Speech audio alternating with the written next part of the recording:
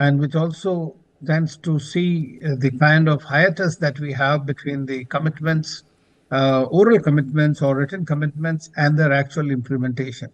And that is unfortunately the plight of the climate change, despite the fact that we are really sitting um, uh, on killing ourselves, frankly. I mean, that's to say that. So I think that Prime Minister Modi has very clearly mentioned, and as you know, that not only that India is undertaking all that it can to meet the net zero expectations, not only by 2070, but is also trying to even somehow advance it through much greater use of renewable energy and all. But at the same time, it is not India is not only looking for itself. India is also trying to, or has been trying to work for fixing the historical responsibility as far as the developmental paradigm is concerned. The countries that are emitting the most or have emitted the most for achieving their developmental goals must be accountable, must be able to provide for it. This was agreed in 2009 at COP15 that there will be $100 billion annually, which will be given. But until now, that is something that has been elusive. So I think that this is what India is trying to say, and under its G20 presidency, and Prime Minister Modi has come up with several initiatives on that score. You spoke about Panchamrit, which he said in Glasgow. Secondly, India's commitment to 2070 net zero emissions, and also lifestyle for environment, life, which has been accepted in the G20 as the mode whereby we can go together. So decarbonization of the industries, be it the oil, be it the others, is also very important while going through transformation of the energy transition sectors itself in India. But all that can only be done when there are adequate finances available. So that whatever the India's climate diplomacy in this sense going to be, it is going to be not only for India, but for the global South that is being affected the most, but at the same time doesn't have means to implement all those. So therefore, this is what India will try to do at this COP28, where Prime Minister is going. We have always believed in this something called differentiated, common and differentiated responsibilities and respective capabilities. Each country must be able to provide this whatever it can. At the same time, it needs to be assisted, whether it is by way of green finance or by way of green technologies, by way of helping them with the carbon budgets, carbon marketing mechanisms. Nowadays, the vocabulary of these is becoming far too intrusive and far too difficult to understand, especially for many countries. They do understand. Countries like India, always people feel close to the nature. So for us, we live with nature, we worship nature, we have a very different kind of an attitude. But in the West, there is a much greater exploitation, and now they want to stop it and in a way create some kind of a climate apartheid, so to say, or a green apartheid, as I Ambassador, said. So this is something that we needs to be looked at, and I guess that the COP28 has several elements, and UAE is our very close strategic partner. And that also shows that not only the Prime Minister Modi had just uh, is finishing tomorrow, day after the presidency of the G20, which was highly successful, in which very specific issues were brought out, recommendations were there. But as you know, the G20 are the recommendations mostly. So COP28, there's the recommendations which have been there. So that's why they are having something called global stock picking, GST. So that is the first one which will be held there, where it will be evaluation of what has been done, what has been achieved, what needs to be done, and how it needs to be done. So, but for all that, I think it is very important for the countries to really come together, and then only they can do it. Okay, there'll be another part of our conversation which is going to be on mission lifestyle for environment, life which the Prime Minister had announced, and why Prime Minister was trying to link lifestyle, because very few people understand that climate change is also linked with your day-to-day lifestyle. It's like a billionaire flying a plane or a person on a yacht, but that's for later. But to our viewers, who are the main players at COP28? I would like them that you watch this package so you would understand that there's an architecture which is at play at COP28. You have powerful interests which are at play at COP28. It's just not an amalgamation of leaders who have come. That's where the real economic concerns, issues of domestic economy, people with different world vision come and meet. And this is not about a particular issue, this is about the planet.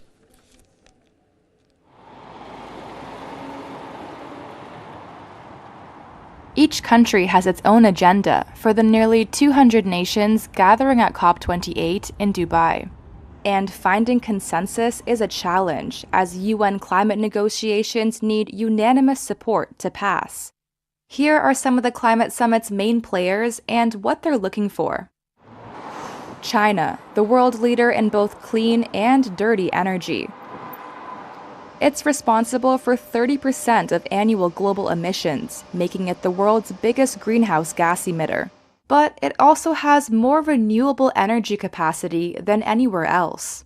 China has been feeling the impacts of climate change through heat waves, floods, and extreme drought. Despite having the world's second largest economy after the US, it sees itself as a developing nation in climate talks and argues wealthy, developed nations like the US should move first and fastest in policy and finance. It's part of the bloc of basic countries alongside South Africa, Brazil, and India, who argue the same. The United States is the world's second largest emitter. It comes to COP28 a year into rolling out a $369 billion plus subsidy package for electric vehicles and other green products. Its Inflation Reduction Act is expected to triple the country's clean energy capacity by 2030. But U.S. delegates will face pressure at COP28 after Washington pledged no new climate cash to the United Nations this year. It supports a COP28 deal to phase out CO2-emitting fossil fuel use, despite being the world's biggest oil and gas producer. The 27-country European Union is among the most ambitious. The bloc, along with the US, is pushing to triple renewable capacity. It also aims to end new coal-fueled power plants, phase out fossil fuels, and power electricity grids with renewable sources in the 2030s. African countries are pushing for climate finance to speed up green energy projects. But not everyone's on the same page. Some, like Kenya, Ethiopia, and Senegal, have backed calls for phasing out fossil fuel production. Others, like Mozambique, want to develop their reserve of gas to capitalize off European gas demands. But they do agree that any deal on phasing out fossil fuels must allow poor nations to develop reserves in the short term to alleviate energy poverty. So this was about who are the main players. What will be the focus? The issue of methane, we'll all be discussing that. But before that, Prime Minister also spoke about mission lifestyle for environment, life on that occasion, COP26. So when we talk about lifestyle, I mean to say, is it really possible to change a Western lifestyle, the sort of power consumption which is there in an American household or a Western European household? Is it really possible? Well, it's a difficult thing, but it is not impossible to do it, provided there is a political commitment to do so. And at the popular level, it can be done. Like, for example, now everybody is working towards using more renewable energy. The younger generations are far more attuned to this idea. You can see at your home, every child is now becoming more and more conscious of the climate change impacts. The problem is that you become the habit of increasingly becoming very consumer oriented, and the production patterns, all these in a combined sense have the development earlier has had no I would say idea about or no consideration for the technologies that were to be used. It was merely for producing and consuming, and that's why this cycle has deteriorated to this extent. And now what is happening is the people are becoming conscious. So more and more countries, at least in the modern world, the advanced countries, they are using more green technologies. Today, in fact, I just saw that there was a news item that first 100% sustainable fuel flight by Virgin Atlantic went across from London to New York. So there are new areas being done. You have mentioned about India. adapting to about 50% of its total capacity transition, energy transition to renewable energy. Then there is a nuclear energy. Then there are these biofuels, for example, in the interim, which India has already achieved this target way before. Now it is moving towards 20%. And during the G20, you saw that India came up not only with the Global Biofuel Alliance. So there are newer, which was supported by US, supported by everybody at the G20. So people are looking at waking up. So I agree with you, it's an extremely difficult task. But since life has been also accepted in the G20, which comprises 85% of the global GDP and all, so I think that they are taking it seriously that yes, it is possible. You know, Mahatma Gandhi had once said that there is enough in the nature for people's needs, but there is not enough for their greed. So I think if we have to survive, we have to live, we need to find ways whereby we can live with nature rather than hurting the nature all the time. I think, yes, there was a book I read long time back, Small is Good. It was about economy. And but keeping in mind the changes which the world has undergone. And recently in 6 months, I was going through the data, the coal-fired plants both in the United States of America and China, they have really gone up. But to our viewers, what will be the focus of the COP28 is a package we want you to see. And after that, I'll come back to the ambassador. And the point of conversation would be, there are countries who have weaponized climate change. Some are using for regime change, some are using to advance their economies, and some are using to reshape the geopolitics, which is on the top of the world. But that's for the later discussion. Right now, have a look at our package on what will be the focus of COP28.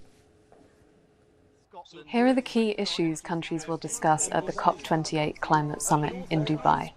The biggest task facing COP28 is the global stocktake. That's the name of a process where nearly all countries in the world get together and assess their progress towards tackling climate change. They'll look at what they've already done and what they need to do to get on track to limit global warming to 1.5 or 2 degrees, which countries agreed to do under the Paris Agreement. Countries already know they're not on track for either of those goals, so the task facing COP28 is to get together a plan to bring countries towards those targets. One of the toughest issues facing the COP28 talks is the future of fossil fuels, and countries will discuss whether to agree for the first time to phase out the use of coal, oil and gas. Around 80 countries are heading to COP28 asking for a deal on phasing out fossil fuels, including the US, the EU, and climate-vulnerable small island states. However, other countries are opposed. The G20 failed to agree on this issue at a meeting earlier this year, and countries including Russia have publicly said they will oppose a phase-out deal. The issue is particularly prominent at this year's COP because COP28 takes place in the United Arab Emirates, a major oil producer. The head of the climate talks this year, Sultan Al Jaber, is also the head of the country's oil and gas company. To phase out emissions. But countries are waiting to see if he will push other oil-rich nations at COP28 to agree to a fossil fuel phase-out. Finance is a major issue at every UN climate summit, and it's particularly high on the agenda at COP28 because there countries will try to launch a new climate damage fund to help vulnerable countries with the costs they're suffering from climate impacts. The EU and the US have both said that they will contribute to this fund at COP28, but how much, we don't yet know. They are also pressuring countries like China and the UAE to also contribute to the fund. Other issues countries will discuss at COP28 include pledges to triple renewable energy this decade and what role carbon capture technologies should play in meeting climate goals. Ambassador Tignaiyat, if you look at the larger perspective of climate change, a lot of countries are trying to reshape the geopolitics. Russians are doing it in the Arctic. Poorer countries are being taken hostages by European nations for their economic demands. We have seen what the Ukraine war has done. It did not satiate the demand of cheap Russian oil when it came to Germany. So in long run, most of these powerful countries or developed countries, they ended up doing things which just suited their own economies or suited their geopolitical plan. Do you think that, when they go, when in this meeting in Dubai, there would be a level playing field? Ultimately, people will end up prioritizing their domestic and security agendas. Well, I think, Kartikeya, you have rightly mentioned about it, because at the end of the day, most countries are not only looking for their own national interests, but are also looking at their geopolitical interests or geoeconomic interests in different areas. You mentioned about Russia and the various other oil-producing countries, for whose economy to a great extent depends on it. This is also a diplomatic tool in their hands. But at the same time, we also see that one dimension of it, which has not been discussed very often, is the conflicts, the wars that happen. We have had and then you had a Russia-Ukraine war, and now the Israel-Hamas war. These are going on in the West Asia region. So with the Russia, which is one of the largest producers of oil and gas, is also engaged in this and using it to leverage its own stand vis-a-vis the West countries. So I don't see that that is going to change to a great extent. But at the same time, decarbonization is important of that oil and transport and other polluting industries, which is what most of these countries must do it. So you mentioned about the phase out. We have seen what happened during the last meetings. There was a loss and damage fund was also at the COP27 was there in COP26. We heard about the phase out. The coal phase out. What was the problem? It did not then from phased out. It came down to phase down. Coal is And not now this dying, time sir. there will be The addiction for coal is not dying. That's the amazing part of this Yeah, it was climate not going change. anywhere. I'm telling you why. Because see, after the Russia-Ukraine war, even Germany, there are much more. They have just revived all these coal plants once again. So more and more countries, due to the war, non-availability of other fossil fuels, are just going back to coal. So the consumption of coal has actually increased tremendously during the past couple of years only. So which has obviously distanced the goal of 1.45 degree or whatever we may talk about. I read a report that it's already we have touched 2 degrees Celsius this year. So we are not heading in that direction. We are making right kind of noises, but not right kind of following through on various recommendations. Of course, majority of the countries whom they want to comply with are the countries from the global south who don't have the means to do it. And therefore, the responsibility is also on these major countries who have polluted so much in the past, continuing to pollute so much, and then now just trying to use their leverage for geopolitical ends, even in the climate diplomacy. So that's why the countries like India, and I think the Prime Minister Modi, who's going there, will once again reiterate all those what he said in Glasgow, what he said at the G20, what India agreed to on G20, and like tripling of the renewable energy, for example, doubling of the adaptation finance. Those are very important initiatives, and the world agrees to it. And from where it funds is going to come, somebody helps that so that the country's nationally determined, goals can be achieved or set up in a more realistic manner. We are not, I personally do not see that it is going to happen. You know that when Sheikh Zabir, who is the chairman of the ADNOC, the biggest UAE company, oil company, was also being criticized. But you can see that UAE is one of the countries that has been quite forward going in this dimension, even though they are an oil producing country, but they have invested more than $15 billion Okay. in decarbonization efforts of the industry. So now, Okay. today, there is a realization gradually that how you are going to do that so that there is a contribution, there is to alleviating the climate change that is So happening. before I let But go of you, as I said, what do you think will happen in Dubai? Do you think that they will postpone the goals, or do you think that there will be some sort of a consensus? What do you think will happen? A lot of people would want to know, is it going to be another talk shop? What will happen? well, you can see that, as I mentioned at the beginning, that in 2015, 2009, we had agreed for $100 million at the COP15, and now we are in COP28. So hopefully there'll be something on the loss and damage fund that was agreed last time at the COP27, and there will be more commitment for renewable energies. And I think that there could be phase down and not phase out of the coal or other things. There can be statements, but I think it'll be more of the same. I think very well put, But a lot of people think that climate change is about carbon dioxide. There's another gentleman in the group, which is known as methane. So watch this package because methane is the second most prominent greenhouse gas, and methane too will be on the agenda.